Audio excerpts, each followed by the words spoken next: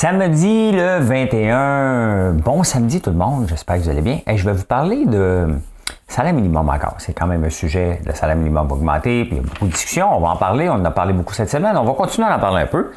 Je vais vous parler aussi des comptes orange, travailler à temps plein ou à temps partiel, est-ce que c'est bien vu? Piqué Souban, on va parler de lui un petit peu, hein? Soyez-vous confortablement, on passe ça.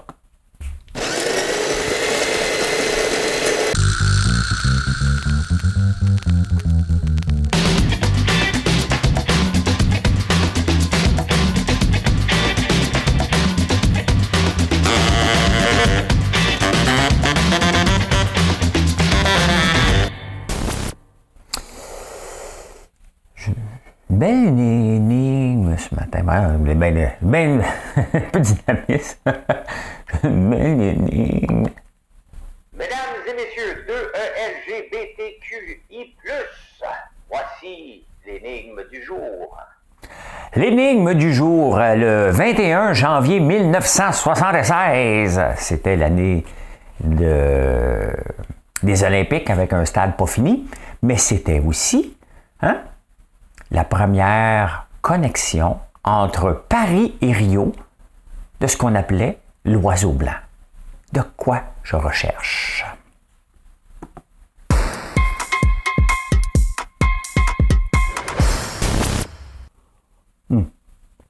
Ça s'appelle pas en prenant votre café pour rien. Je prends mon café. Café corsé ce matin, le start-up. Team Startup, comme dirait Marie-André. Piqué, c'est 10 millions. Hein? Ça, y a-t-il quelque chose de plus? Quand Piqué Souban avait signé un contrat de 78 millions, je pense, il avait dit, ouais, OK, mais je vais redonner 10 millions à la Fondation pour l'hôpital, je pense, pour enfants. Quelque chose comme ça. C'est un geste noble. Est-ce qu'on fait une annonce quand on donne de l'argent? Ma réponse à moi, c'est non, pas besoin. Et surtout que c'était pas lui qui le donnait. Hein? Il s'associait, il acceptait de faire des levées de fonds où des gens comme moi acceptaient de payer une table, un siège à une table 1500$ qui s'en allait à l'hôpital pour enfants. Je l'ai fait une fois, c'est une soirée tellement plate que je ne suis jamais retourné. Mais c'était ça. C'est ça que Piqué s'est associé pour aider à lever. Là, il se rend compte qu'il en lève un peu moins, il n'est plus à Montréal. Donc, c'est un petit peu plus difficile. Mais quand vous voyez ce genre d'annonce-là, dites-vous que c'est pas lui. C'est lui la tête d'affiche qui va aider, mais c'est pas lui qui donne 70, qui a donné 10 millions comme ça. Là. Donc, il faut toujours faire attention. C'est toujours du capital, puis hey, c'est beaucoup d'argent, puis on va en donner. Il a le droit de faire ce qu'il veut avec son argent, ça lui appartient. Mais dans ce cas ici, c'était pas Piqué qui le donnait, c'était Piqué qui aidait, qui demandait aux gens fortunés de l'aider à ce qu'il aille sa face. Il y a du bruit, c'est parce qu'il nettoie le chemin.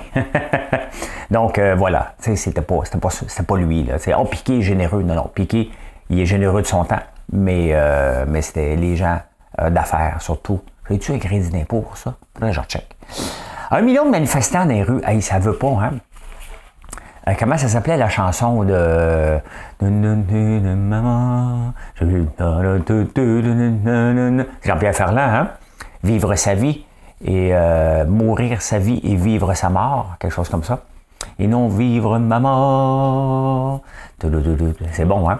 Donc, à Paris, elles autres n'hésitent pas. Quand j'étais dans le centre d'appel, j'avais été faire le show là-bas de centre d'appel pour essayer de décrocher des contacts.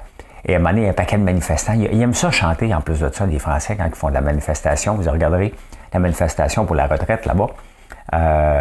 Ils veulent, tu sais, pas travailler jusqu'à épuisement. À 65 ans, tu es encore relativement en shape, là, à moins que tu aies une maladie, mais c'est plus comme avant. Là. L'espérance de vie est rendue plus loin, mais ils veulent pas. Puis c'est sûr que c'était pour arriver. Là. C'est quand même un gros changement de mentalité là-bas. Puis, ceux qui sont le plus touchés, c'est bien sûr ceux qui arrivent à 62, qui veulent prendre leur retraite, puis oups, t'en vas à 65. Il y a certainement des petites règles, mais c'est sûr que ça va gueuler, mais il faut que le changement se fasse, hein, de toute façon. C'est un peu comme ici, les compagnies qui offrent, mettons comme la STM, qui offre, ou les employés fédéraux, provinciaux, municipaux, qui ont un régime de pension déterminé, on n'est plus capable de payer ça, là. C'est pas mal fini dans des entreprises, ces régimes de pension-là, puis il y a des entreprises qui n'arrachent solide à cause de ça. ou grâce à ça, c'était bien dans le temps, mais dans ce temps-là, on travaillait toute notre vie pour la même entreprise, mais maintenant, on n'est plus capable de payer ça. Ça pour dire, bon, on s'en est en train de monter, puis ils font des chansons. Hein. Quand j'étais dans le centre d'appel, je ne peux pas répéter tous les mots parce qu'il y a des mots qui ne passent plus ici, là. Mais c'était centre d'appel, il y avait un mot, moderne, centre d'appel, moderne, centre d'appel, moderne. Puis il se promenait pour dire que c'était de l'exploitation dans le fond. T'sais. Donc, qu'est-ce que... on va faire un quiz pour pas que je sois obligé de dire les mots que YouTube n'aime pas. On va faire un quiz. Qu'est-ce que le président Thomas Jefferson, my God, je suis un peu mêlé, a mis... qu'est-ce qui a été aboli en 1865? Tiens, aux États-Unis. On va y aller en quiz maintenant pour parler. Hein? Travaillant à temps partiel, j'ai lu un super article dans le journal Le Temps, super intéressant, où le travail à temps partiel est bien vu pour les femmes. Hein? Une femme qui s'absente du bureau, c'est bien vu. Et la plupart il y a 41%, c'est sûr qu'il y a peut-être des mères à la maison, mais qui travaillent un peu, mais 41% des femmes travaillent à temps partiel en Suisse, contre 82% des hommes. Et les hommes sont toujours mal à l'aise de vouloir travailler à temps partiel ou de vouloir prendre congé. La mentalité, c'est que si c'est une femme, on l'accepte. Si c'est un homme, on le regarde. Mais il se passe, tu sais. Tromper ta femme? T'en vas au motel? Ça existe un motel en Suisse? Oui, 82% travaillent, des hommes travaillent à temps plein. En Suisse, c'est 41% des femmes quand même. Et c'est très mal vu. J'essaie de penser ici, est-ce que c'est mal vu? C'est pas mal vu, mais je pense qu'on se pose des questions. Pourquoi il veut juste travailler? Il est pas paresseux. Hein? Il doit être riche. Il a hérité. Hein? Il a envoyé sa femme travailler, maudit paresseux, pendant qu'il joue à des games en ligne. Hein? Il y a des préjugés. Hein? On aime la Floride. Ben, moi, j'aimerais aimer la Floride éventuellement. Pas tout de suite. Pas partir tout l'été. Tout l'hiver. Mais je regarde mon associé Georges Caram qui est en train de développer quelque chose au Costa Rica. Il vit là-bas maintenant, le Vlimeux, tu sais. Il se promène entre ici, le Liban, puis Costa Rica. Et ça allait bien. Ben, moi, j'aime l'hiver quand même. J'aime pas comme me promener sur les rues enneigées, là, comme n'importe qui, mais autrement, j'aime l'hiver. Hein? Et l'hiver même. Hein? Mais j'aime ça aussi aller dans le sud. Moi, j'aimerais ça avoir un pied à terre, tout simplement. Je dis ça parce que il n'y a pas juste nous autres, les Québécois, qui sont des snowbirds, hein, qui veulent déménager là-bas. Nous, on ne peut pas déménager, question de garder nos avantages. Là. Mais des New-Yorkais, 65 000 New-Yorkais ont quitté New York pour aller vivre en Floride. Hein. Ils sont partis de... Comment ça s'appelle l'État de New York? Le State... je ne sais pas, mais ils sont allés dans le Sunshine, en tout cas. Hein? Sunshine Reggae. Hein? 65 000 sont allés vivre, bien, la température plus clémente, ça coûte un peu moins cher, le coût de la vie, bien, il augmente parce qu'il y en a de plus en plus. Là, acheter des maisons en Floride, ça skyrocket. Hein? Fait que voilà. Le vin et l'alcool, on a oublié parce que là, il y a une étude, hein, ils rient de nous un peu aux États-Unis. Hein? C'est une étude américaine, mais nous, on l'a pris plus au sérieux qu'eux autres. Tu sais, puis le but n'est pas d'empêcher, d'arrêter l'alcool, j'arrêterai pas l'alcool, là, tu sais. Mais c'est d'être conscient. C'est d'être conscient maintenant que, oh, OK, on ne nous a pas tout dit. Hein? Et là, il y a d'autres personnes qui disent, pas des chercheurs, mais des grands philosophes, tu sais, ils disent, ouais, mais attends un peu, là. C'est bien beau limiter, mais as-tu pensé à l'effet social? Hein? C'est bon pour le moral. Donc, je me demande si la personne est heureuse quand elle prend son verre de vin, si ça l'empêche d'avoir un cancer du côlon. Là, je pose la question. Hein? Pose la question parce qu'on se pose... C'est sûr que des fois, ça fait du bien. C'est comme vendredi passé, on a eu une semaine qui est tough. Cette semaine, j'ai une semaine fatigante, mais pas difficile. La semaine passée, et pour Marilyn, et surtout pour Marilyn plus que moi, la semaine a été tough au point de vue travail. T'sais.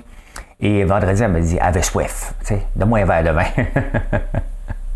Et puis c'est vrai que ça fait du bien, puis il n'y a pas de mal à ça. Mais il faut être conscient maintenant que c'est pas 3 verres par jour, là, la recommandation d'éduc-alcool. Et ça, le gouvernement, à un moment donné, devrait dire on s'est trompé. Mais il ne le fera jamais, là, bien entendu. Là. Hey, n'achetez pas de lapin. C'est l'année du lapin qui commence le 22 janvier. Donc, les pays asiatiques disent aux gens, achetez pas de lapin, là, vous allez les mettre dans la rue après. Puis les gens achètent un lapin pour porter bonne chance. Je me demande l'année du dragon. Il achète-tu un dragon? I'm a dragon. Achetez-moi, achetez tous mes produits. Donc, n'achetez pas de lapin, hein, parce qu'après ça, après le 22 janvier, il est garoche aux poubelles, puis ils n'ont rien à faire avec ça. Fait que non, n'achetez pas de lapin. Vous savez que j'ai déjà passé à 2 poils, hein, de devenir un éleveur de lapins sérieux. Et à la place où ce qui est l'usine, j'avais un permis pour construire encore plus grand, 80 par 200, pour mettre 3500 femelles de lapins pour être capable de produire 350 lapins par jour. C'était ça que j'ai eu mon permis. Et j'ai été à une réunion. J'étais là, j'étais rendu là, à bâtir et à faire la première levée de pelle. J'étais allé dans une réunion pour me dire fais attention à cet acheteur-là. J'ai dit comment? On va mettre 2 millions, j'ai un droit que vous allez m'acheter 350 lapins, puis tu me dis faut que je fasse attention. Je dis non, je ne fais pas attention avec 2 millions. Tu me dis que tu vas m'en acheter 350, tu vas m'acheter mes maudits 350. Fait que j'ai dit non, je vais faire autre chose et regardez ce que j'ai fait. Hein. Voilà, au Québec. Au Québec.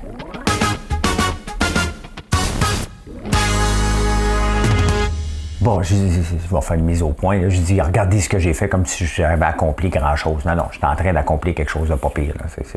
C'est loin de la coupe aux lièvres. Merci. On dit la coupe aux lèvres, c'est Jean Perron qui disait la coupe aux lièvres. Hein? Il fait un péronisme, j'en fais souvent d'ailleurs. Les cônes oranges, hein? 94% des rues à Montréal en 2022, du centre-ville, étaient bloquées par des cônes oranges. 25% d'entre eux sont inutiles. Ils sont restés là parce qu'on a oublié, il y a quelqu'un qui a oublié le mémo d'aller le ramasser.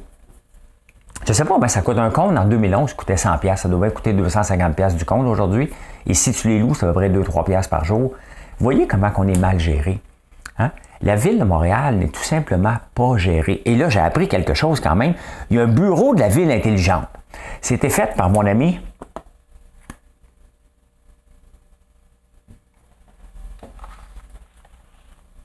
Ah ouais, il ne soit pas gêné. Il est comme gêné. Hein? Je pouvais mâcher de la gomme, marcher en même temps. Là. Ah, OK. C'est ça, il était gêné. Parce que ça fait longtemps que je ne l'ai pas invité dans le show du matin. Bien, re-bienvenue, mon Denis. Ouais, on a un bureau de la ville intelligente. On vient d'injecter 10 millions. Là, on a la mobilité, hein, le bureau de l'escouade mobile. Là, maintenant, on n'appelle plus ça des escouades parce qu'on ne les veut plus en rue, on les veut au bureau. Mais sont-ils en télétravail ou pas en télétravail? C'est la prochaine question. Hein? Le bureau télétravail de la mobilité. Hein? Donc, on a un bureau de la ville, mais on a mis 10 millions là-dedans pour faire le ménage là-dedans. C'est épouvantable. Hein? Un petit million ici, 250 millions de trop pour la STM, une autre affaire là, on augmente les taxes, une autre affaire ici, on promet des parcs pour 50 millions, on fait... Vous voyez comment on est mal géré, comment... Il faut que j'aime la ville de Montréal, puis que j'aime ma blonde qui aime la ville de Montréal pour rester ici des fois. Hein? Sincèrement, quand je vois tout ça, puis le gaspillage, je m'ennuie de Notre-Dame-la-Paix, où ces genres de choses-là n'existent pas. Là. Notre-Dame-la-Paix, c'est où qui est mon usine? Là? Parce que ça n'a pas de sens. Hein? On met 10 millions. C'est un fiasco, le bureau de la ville intelligente, en 2014, sous Denis Coderre. C'est lui qui avait lancé ça. Comment? Je pouvais mâcher de la gomme, marcher. Ah, OK, c'est ça. Et Valérie Plante, il faudrait que ça me prendrait un petit extrait de Valérie Plante là, pour rire. Si quelqu'un a un petit extrait là, où on est capable de... On entend le rire de Valérie. M'enverrait ça. C'est un fiasco en 2014 et en 2017. Et ça va être un fiasco aussi en 2022. Il faut arrêter des bureaux et tout ça. Là. On crée des postes de fonctionnaires. Ça n'a pas de bon sens. Et les comptes, bien c'est ça, on s'en occupe pas, tout simplement. Moi, tu sais, quelqu'un qui arrive, là, mettons, tu arrives de Rouen, tu arrives de Shawinigan, Joliette, tu m'en vas au centre-ville de Montréal, tu paniques, là. Si tu sais pas où tu te stationner, tu arrives en auto. Ouais, ben prends donc le métro. Ouais, prendrai le métro jusqu'à Beaubien. Quand il me restera quelque chose dans le frigidaire, je prendrai le métro jusqu'à Beaubien. C'est excellent. Puis arrive au centre-ville, c'est la panique totale. Là. Moi, j'y vais là, quand je vais chez Apple Store ou quelque chose comme ça. Je sais où me stationner. Je sais quoi faire, puis je sais, OK, là, ça n'a pas marché ici, mais aller dans l'autre rue, je la connais, là. J'ai des bureaux sur cette rue-là. IVA Technologies, ma compagnie, est sur Sainte-Catherine. Donc, voilà. Hein? Donc, encore du gaspillage d'argent, encore mal géré.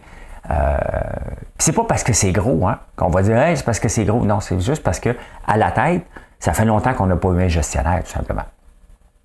L'hôpital Maisonneuve-Rosemont, encore une autre affaire, hein? Des choses mal gérées. Ils avaient prévu agrandir, eux autres. Ça coûtait à peu près 3 milliards. Ils voulaient rajouter 700 lits. Là, ils ont dit non, finalement, on va mettre 130 lits pour 4,2 milliards. On va réfléchir. Faites le calcul, 4,2 milliards divisé par 170 lits pendant que je pourrais être gorgé. Y a-tu quelqu'un? Savez-vous ce qu'on peut bâtir pour 4,2 milliards? Là? Hein? Il manque-tu des gestionnaires là-dedans? Les autres se sont dit, le gouvernement disait, il y a une pénurie, puis on va refaire le tour de l'hôpital, parce que là, cet hôpital-là est désuet, on va le refaire. Fait que là, l'autre s'est dit, moi, t'es guisé.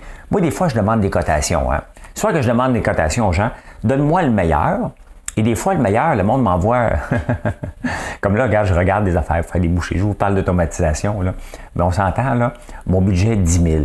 OK? Mettons, il est de 15 000 pour automatiser à chaque fois. J'achète pas des machines.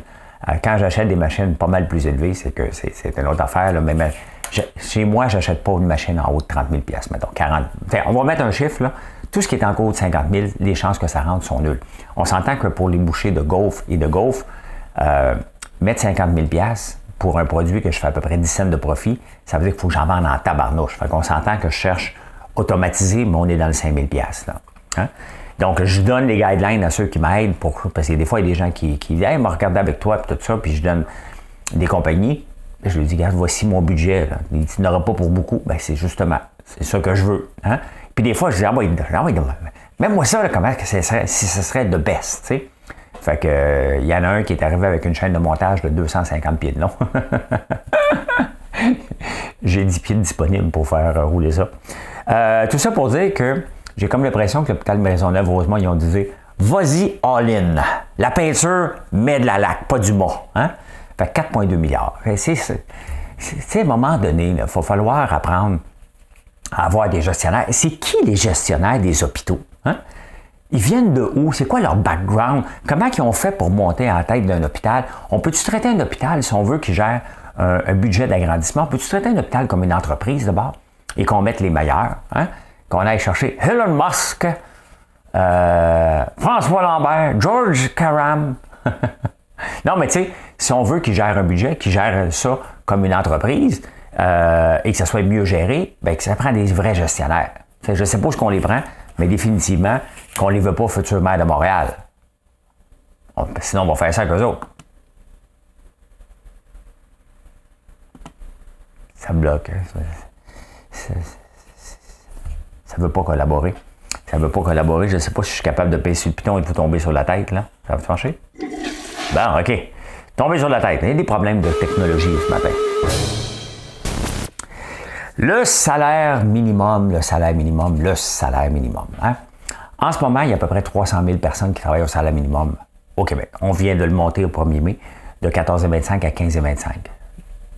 Les groupes disent que c'est pas assez. Les gens vivent sous le seuil de la pauvreté, on ne peut pas en vivre. On ne peut pas en vivre à 18 et quand le salaire va être à 21, on ne pourra pas vivre à 21. S'il y a 300 000 personnes qui travaillent au salaire minimum en ce moment, si on le monte à 18 d'un coup, combien de gens vont travailler au salaire minimum? Là, vous allez me dire, bien, encore 300 000, parce qu'on va augmenter tout le monde à 300 000. Est-ce que les entreprises vont toutes monter leurs coûts?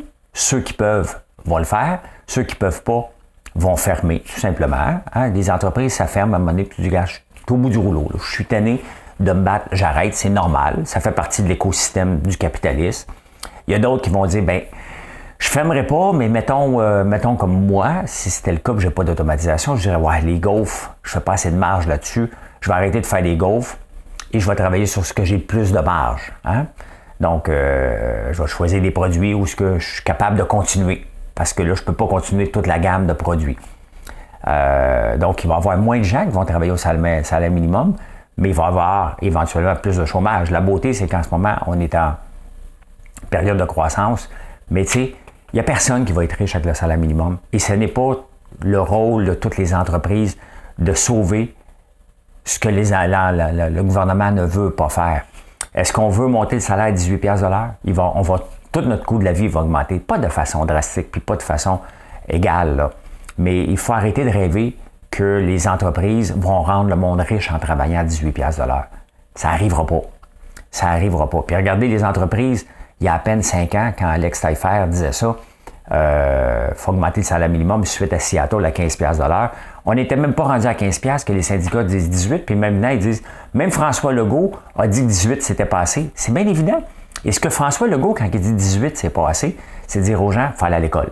Là, vendredi matin, j'ai eu un débat sur Facebook disant, ouais, mais l'école n'est pas gratuite. Tout le monde peut aller à l'école ici. Tout le monde peut aller à l'école. Il y a des aides pour l'école. On peut tous aller à l'école jusqu'à 18 ans. Puis on peut tous, si on veut, là, apprendre un métier de soudeur, qui est un job en demande. Pas tout le monde veut faire ça.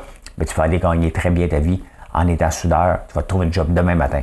Tu vas trouver un job à la police aussi. On manque de police à Montréal. Donc, il y a moyen, si on veut vraiment, mais il faut arrêter de penser que le salaire minimum va régler tout. Le salaire minimum va rester le salaire minimum à 14$, à 15$ et à 18$. Puis il va toujours avoir des gens qui vont travailler au salaire minimum tout le temps, tout le temps, tout le temps. Donc, il faut arrêter de dire on ne veut plus de gens qui travaillent au salaire minimum. Il va toujours en avoir. C'est pour ça qu'il y a un salaire minimum. C'est simple.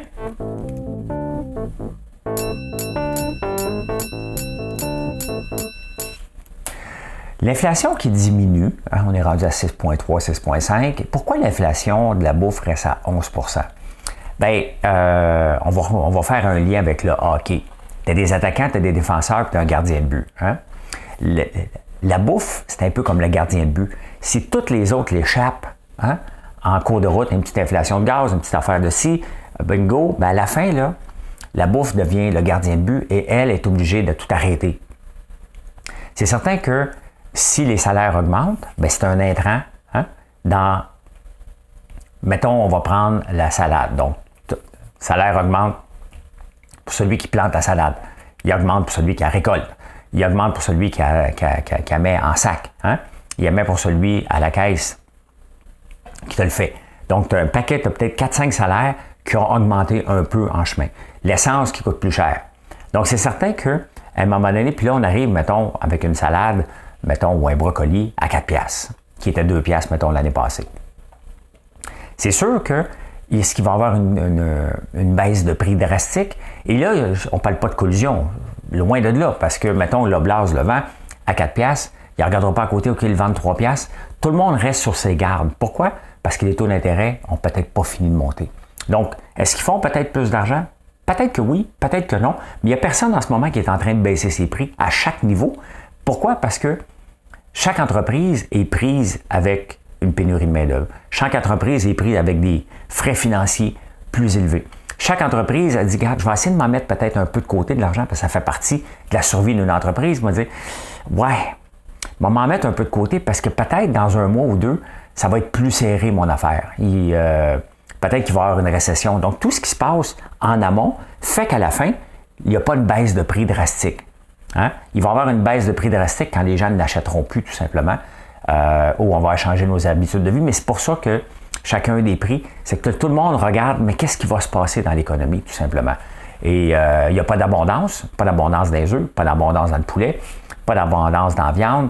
Donc, c'est exactement pourquoi que l'inflation reste élevée encore.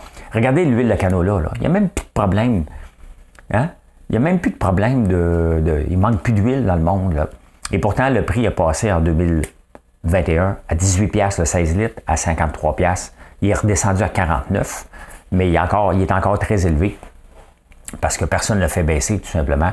Parce que là, ils en ont profité aussi. Hein? Un coup qu'un prix est là, il ne revient pas à 18. On n'est pas là encore. Tout le monde accepte qu'on a fait nos prix en conséquence de payer 50$ le 16 litres. Tout le monde l'accepte maintenant.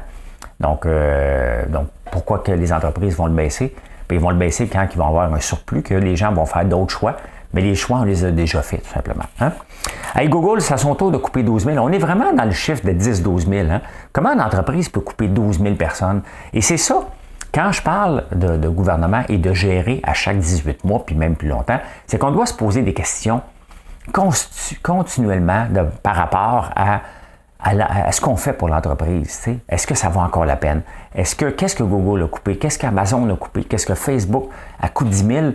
Bien, à un moment donné, c'est parce que l'entreprise a mal géré. Hein? Ils ont géré eux autres aussi en abondance, puis à un moment donné, il fait wow, l'abondance n'est pas là.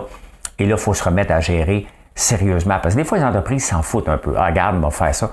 Je vous parle encore de mon automatisation.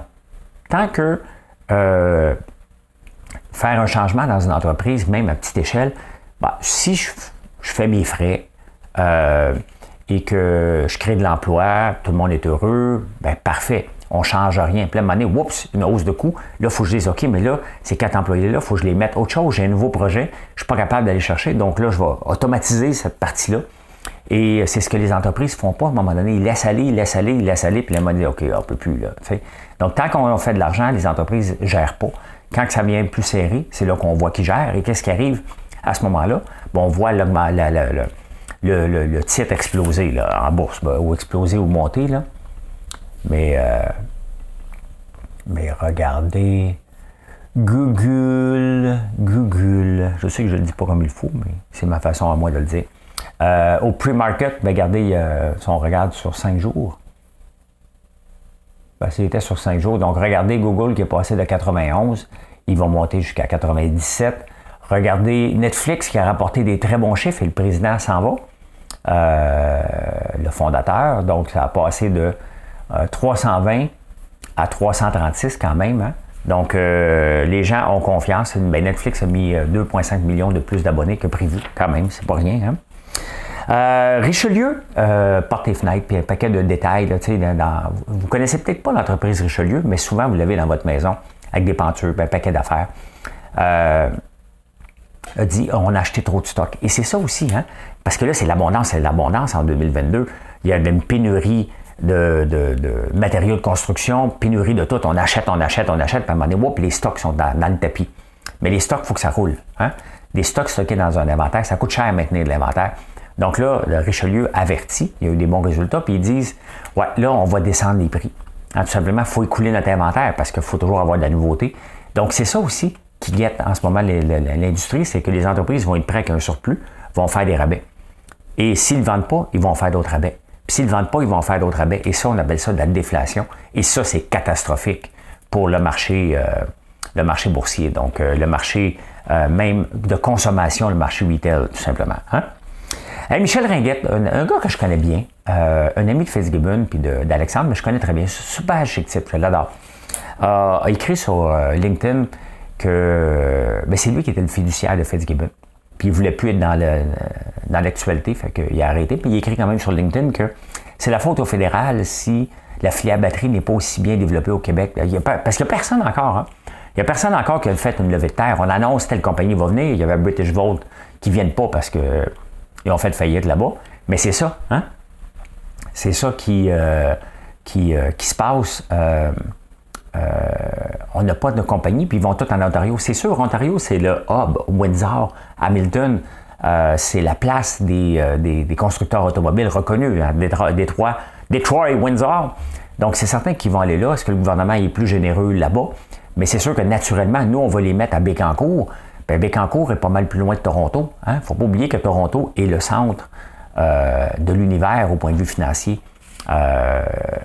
Au Canada. Donc, Bécancour n'est pas Windsor. Donc, il n'y en a pas encore ici. On veut les attirer. D'après moi, il va falloir leur donner un petit peu plus de cash.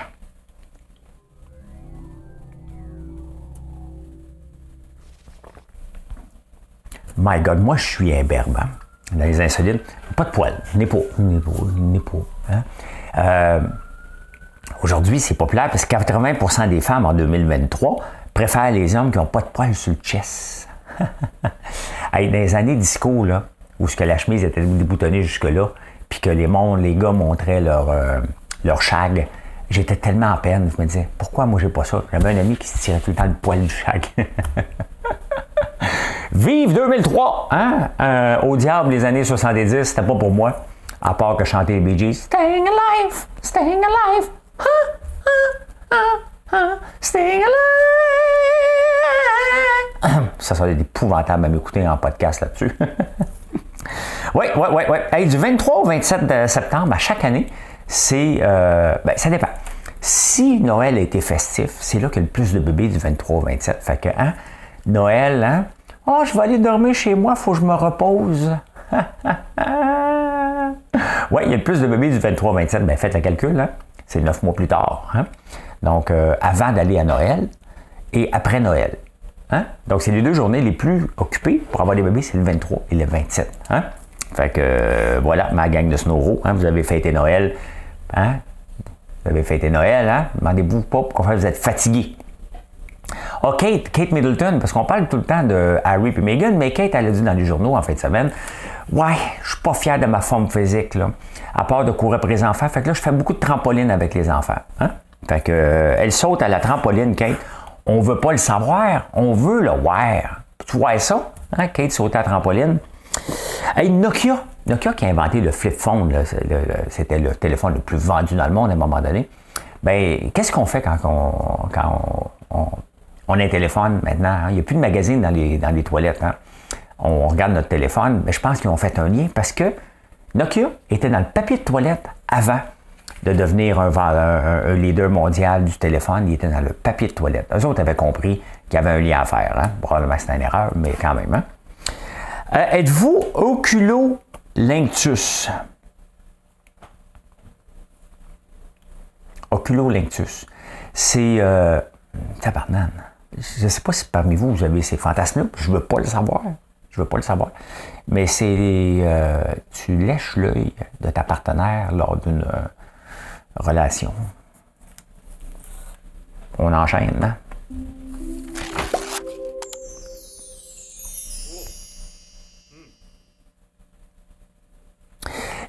On change tout le temps. Hein?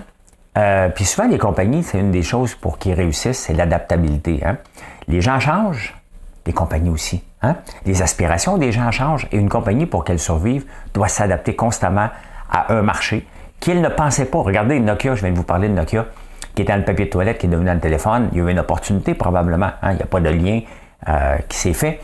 Mais c'est ça, hein? Ils se sont adaptés, ils ont vu une opportunité. Et c'est ça, les compagnies qui survivent dans le temps, c'est qu'ils s'adaptent un petit peu à tous les jours, constamment, jusqu'à ce qu'ils viennent une nouvelle compagnie plusieurs années plus tard. M&M, non, pas M&M, 3M est aussi, est aussi ça, là. Et la réponse à l'énigme?